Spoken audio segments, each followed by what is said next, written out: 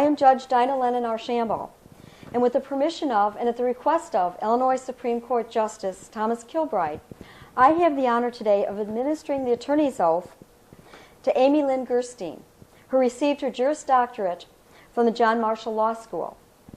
This honor is even more special to me because Ms. Gerstein served as an extern in my courtroom during one of her semesters during law school. Ms. Gerstein, once the attorney's oath is taken, you will be authorized to practice law in the state of Illinois. I know firsthand that you are a person of integrity and will be a lawyer whose word means everything. As a new attorney, I remind you and I encourage you to demonstrate qualities vital to a successful career.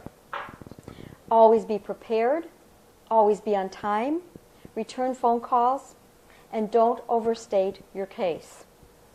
Strive to be a leader in your community and someone who makes a difference in someone's life. Make time to get involved in your local and state bar associations. They contribute to the betterment of our, and now your chosen, profession. And finally, remember your experience as a new attorney and take the time to share this experience in the years to come to mentor another new attorney. I also have the pleasure today of administering the Illinois oath to attorney Austin James Nowakowski. Our Supreme Court rules provide that an attorney who is licensed to practice in another state may obtain limited admission to the Illinois bar as house counsel, exclusively for employment at a single business. Mr. Nowakowski is licensed in Florida and has moved to Illinois, where he will serve as corporate counsel for a local business. Mr. Nowakowski, I also encourage you, as a newcomer to the Illinois bar, to be a leader and to be involved in our local bar associations. Mr. Nowakowski, please come forward, raise your right hand, and repeat after me. I, Austin James Nowakowski, I, Austin James Nowakowski, do solemnly swear that I will support the Constitution of the United States I will support the Constitution of the United States and the Constitution of the State of Illinois, and the Constitution of the State of Illinois, and that I will faithfully discharge the duties of a house counsel and that I will faithfully discharge the duties of a house counsel under Supreme Court Rule 716 to the best of my ability. under Supreme Court Rule 716 to the best of my ability. Mr. Nowakowski, congratulations and welcome to the Illinois Bar. Thank you, Judge. You're welcome. Ms. Gerstein, please come forward. And then I ask, raise your right hand and repeat after me. I, Amy Gerstein, I, Amy Gerstein, do solemnly swear that I will support the Constitution of the United States I will support the Constitution of the United States and the Constitution of the State of Illinois, and the Constitution of the State of Illinois, and that I will faithfully discharge the duties of the office of Attorney and Counselor at Law, of the office and that I will faithfully discharge the duties of the office of Attorney and Counselor at Law to the best of my ability. to the best of my ability. Congratulations. Thank you. Okay. Ms. Gerstein, you are now also an officer of the court. Always conduct yourself accordingly. Congratulations to both of you. Thank you. Thank you, Judge.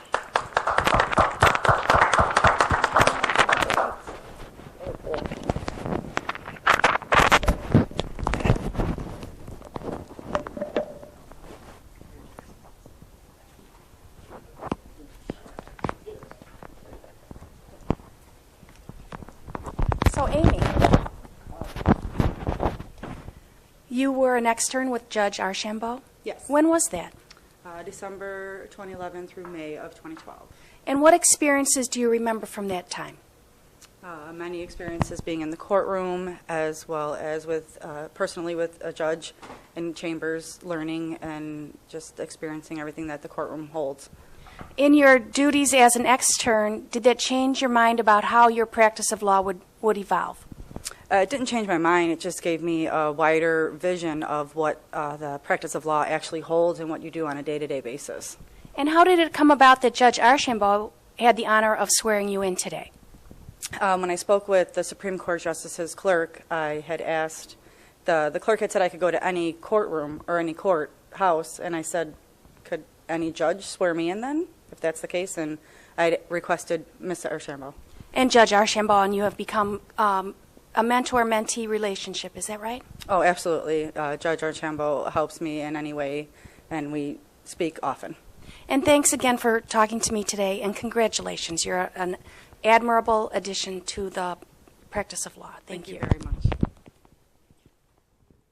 Thank you for joining us again. We're here today to have a conversation with Judge Dinah Lennon Archambeault. Those of you who were present a few minutes ago got to witness an amazing swearing-in ceremony. We wanted to ask Judge Dinah Archambeault a little bit about the student that was her extern that you saw sworn in today. Judge Archambeault is an associate judge in the 12th Judicial Circuit in Will County, Illinois. Welcome, Judge Archambeault. Thank you, Ms. Henderson. So today I noticed and I watched you administer the attorney's oath to Amy Gerstein. Yes, I did. Was that an amazing experience for you? It was so amazing, especially since Amy was one of my externs. She was with me a semester during law school, so it was such a pleasure to see that she succeeded, she graduated, and she passed the bar, and I had the distinct pleasure of swearing her in to be a practicing attorney. Is that usual for a circuit judge or a associate judge to do a swearing-in ceremony? This is the first time I've done that. It is unusual. Typically they have large ceremonies where they have a big group of students that have graduated and passed the bar, and they may go in our sub-circuit down to Ottawa. They may go to Elgin, Rock Island, McCormick Place. But Amy surprised me and requested from the Illinois Supreme Court that I be allowed to administer the oath, and I received a call from Justice Kilbride's office asking if I would do that, and I was just so honored. That is amazing. And so Amy was your extern. When was that?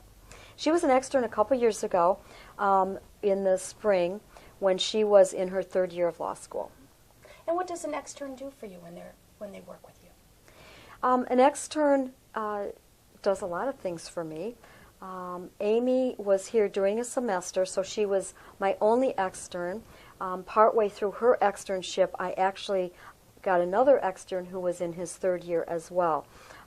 They are in court with me. They help with research projects. I teach them how to draft court orders, something they don't get in law school. So they draft court orders under my direction. Obviously, they don't practice law. And they're really here to learn what goes on in the court, be comfortable in the courtroom, know how to approach the judge. A lot of networking with the attorneys so they see the civility that goes on, especially in Will County, and how attorneys should act with each other. So that's an amazing experience for a law student, isn't it? Absolutely. Something that they do not get in law school. And I understand that you've actually developed a complete program here in Will County. It's called the Will County Law Student Extern Program. Am I right? You are correct. Can you tell me a little bit about that? I would love to tell you about that. As I said, Amy was here during the semester, so I usually just have once in a while, two students during the semester. Because of the schedules and they're in Chicago, most externs will be available in the summer. So what I did was I started out with one extern in the summer, and the program has grown and grown. The extern program has been formalized to the extent that last year we had 12 externs in the summer. This year we have 17 externs. These are 17 law students, correct? 17 law students, mostly first year, some are second year. They come from all different schools. I've got students this year that are attending Kent, John Marshall, DePaul. There's a student that's coming from Indiana University, Maurer School of Law. I've got a student from Northern Illinois University. They come from all different law schools. This year, I've got, I think, 5 or 6 from the University of Illinois Law School as well. Wow.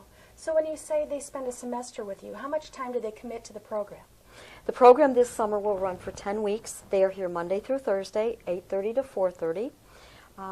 Most of the students, though not all, and it's not mandatory, take the externship for credit. So I coordinate with the various law schools to make sure that the students get enough hours. We keep track of the hours.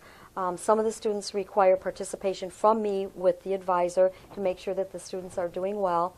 And then at the end of the summer program, they receive either 2, 3, or 4 hours of credit depending on the individual school. I find that fascinating. They're paying the school to come here to learn from you, which is wonderful.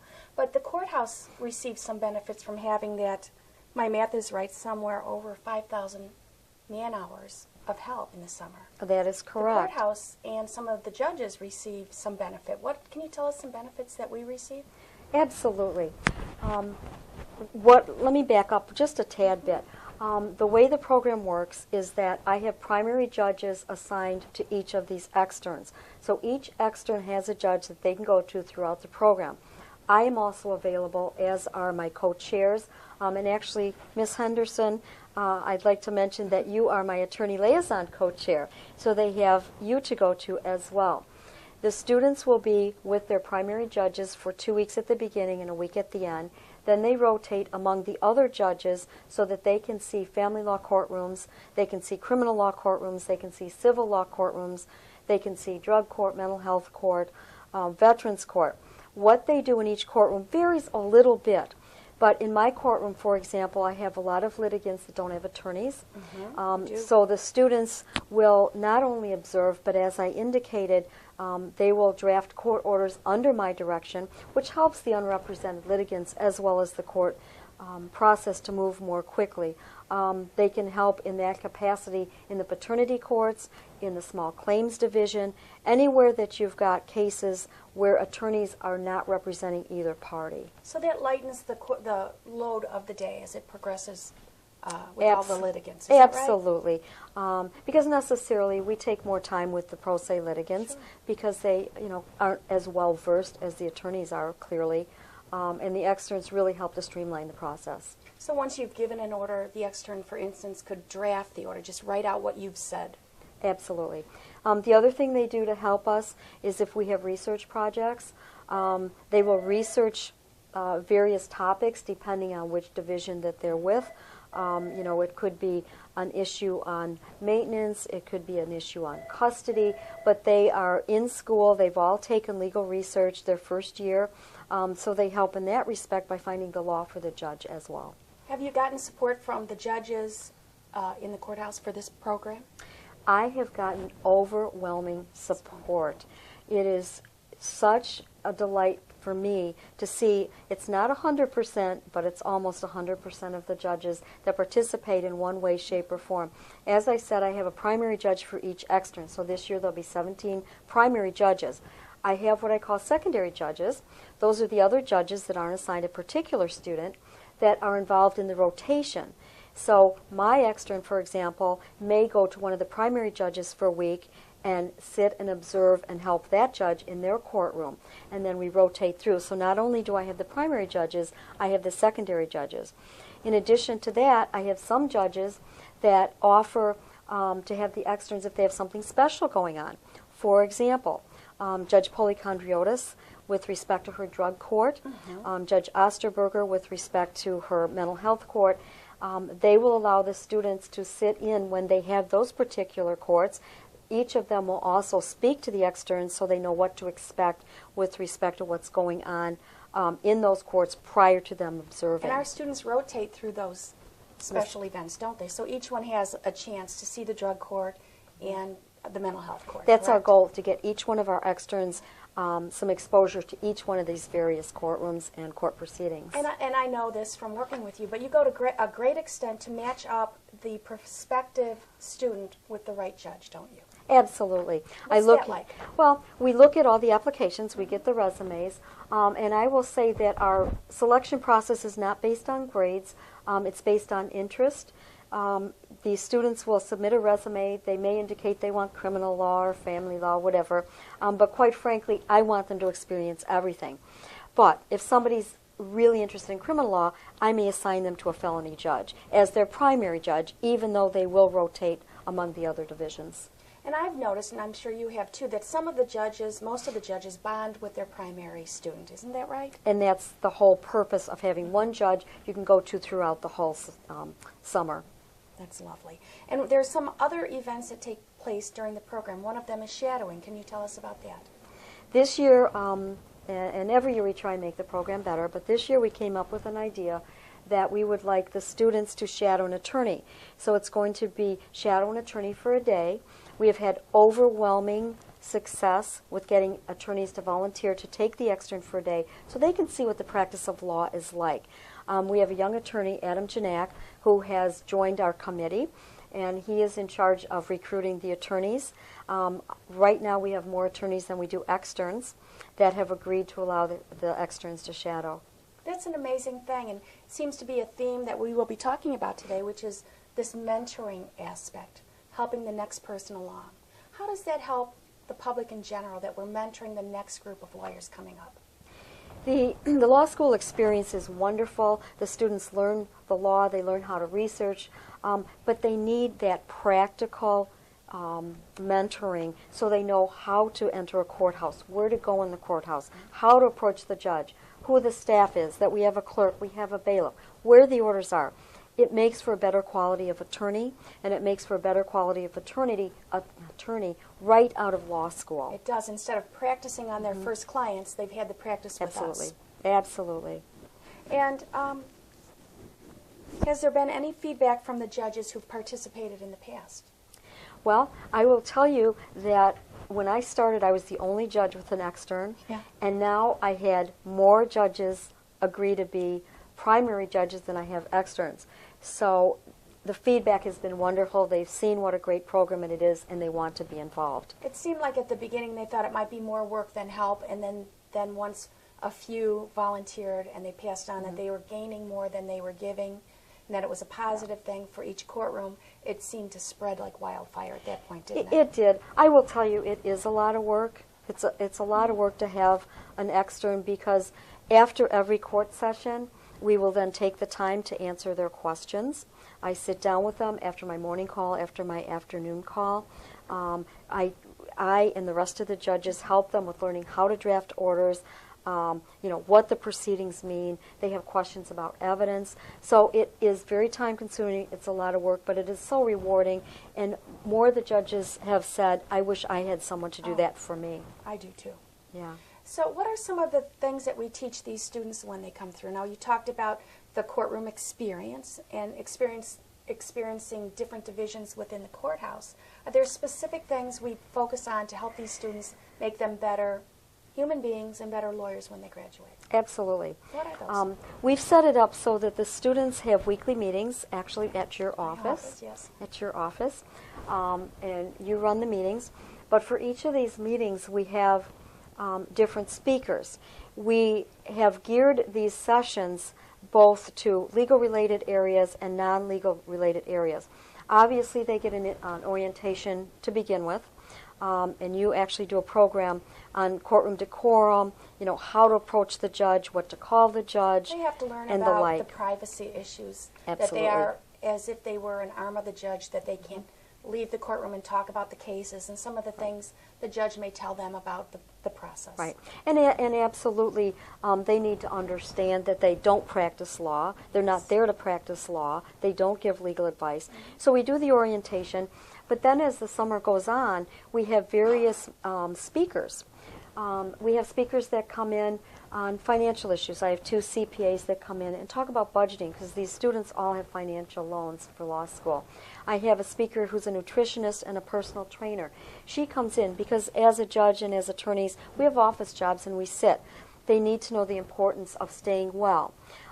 We have instituted a couple sessions whereby we're going to have career options. I have a sole practitioner, a corporate attorney, an assistant state's attorney, a public defender. I have an attorney that works for a big firm. They're all going to come in and speak to these students on what type of career choices are out there. Do you notice that when the first students come in, they usually have, I want to be a public defender, and they haven't experienced all these different things. So, Right. are you saying besides the courtroom, different smorgasbord of choices that they get to taste? Absolutely. That you're giving them other ideas besides a courthouse for practicing law. Yes, because there's so many different options of what you can do with a law degree, and I want them to understand that those options are out there. I've got one speaker that's coming in. She has her Juris Doctorate. She doesn't practice law. She works in a healthcare setting. So I want them to understand there's so many things you can do. We have someone coming in to talk to them about interviewing skills because they'll all be looking for jobs. So we've got that particular session. We've got another session on social media because that has become so prevalent, and the Facebook, what you can do, what you shouldn't do.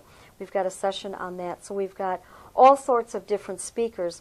In addition to that, actually you run a couple field trips. We do go on some field trips. You want to talk about those? Absolutely. Oftentimes the new attorney is the one to go to the circuit clerk's office to do the filing or to look at a file. So they need to know what's there, what the resources are. So there's a field trip to the circuit clerk's office. We also have a field trip to the Will County Adult Detention Facility because they need to know that the jail's there, what the procedures are, if they need to go visit a client. So they do a field trip to the Will County Adult Detention Facility. And I will tell you that both offices are fully cooperative and on board with us bringing the students over. I want to talk for a minute about the quality of students that we get in this program.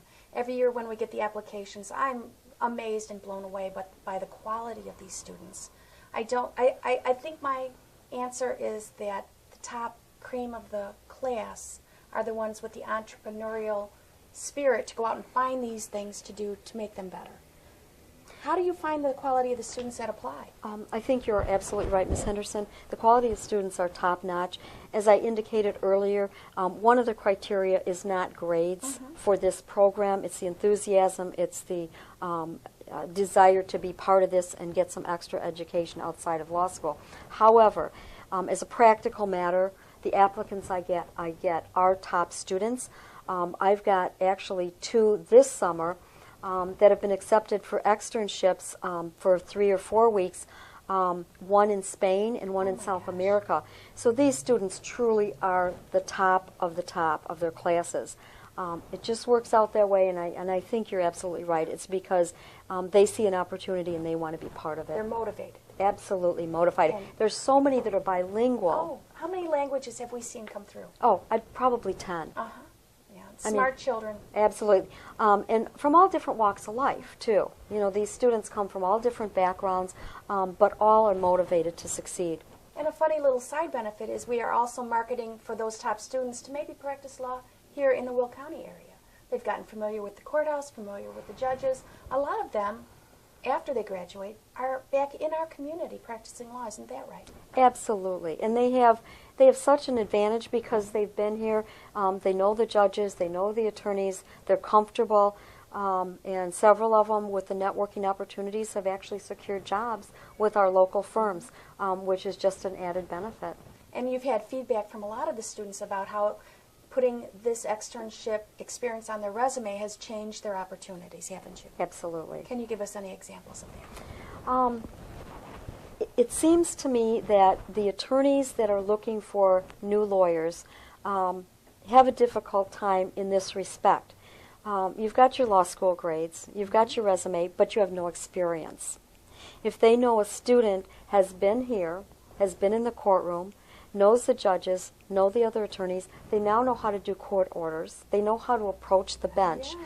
They have a leg up because you at least have somewhat of a known quantity. And as you said before, there's no law school course that teaches you that. No, there isn't. And that's not to criticize law schools. It's just a practical matter. In law schools... they don't have time to cover all those bases. No, they don't have student teaching like teachers get. So we're trying to fill a role, I think, to supplement the law school experience. Let me backtrack a little. I want to ask you more about your mentoring history because you have a long history of being a mentor. How did that start?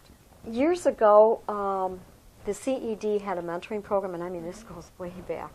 And I was a young attorney, and I got involved with the mentoring program, and I actually was a mentor to a college student.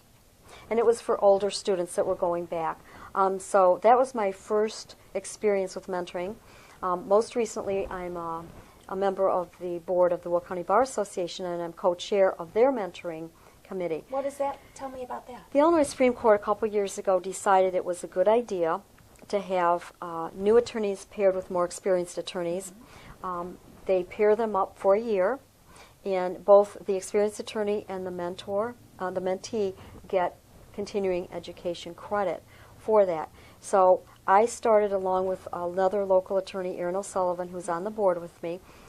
We co-chaired the mentoring committee, and we developed a program for Will County. So our Bar Association actually sponsors the mentoring program. We're in our second year. It's been very successful. The students have to be done by the time they're an attorney for 3 years. So we usually get first or second year students. So I have them in law school here, and then with the Bar Association we get them after they're licensed to practice 1 or 2 years. So you first started mentoring college students, now you've got law students, and you've got new lawyers that That's you're right. working on.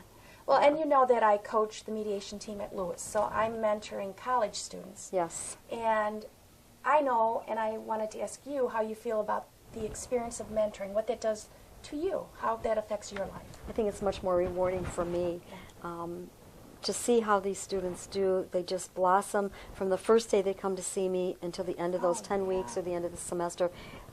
Just the confidence level, the ability to do things that they did not know how to do when they first started with me.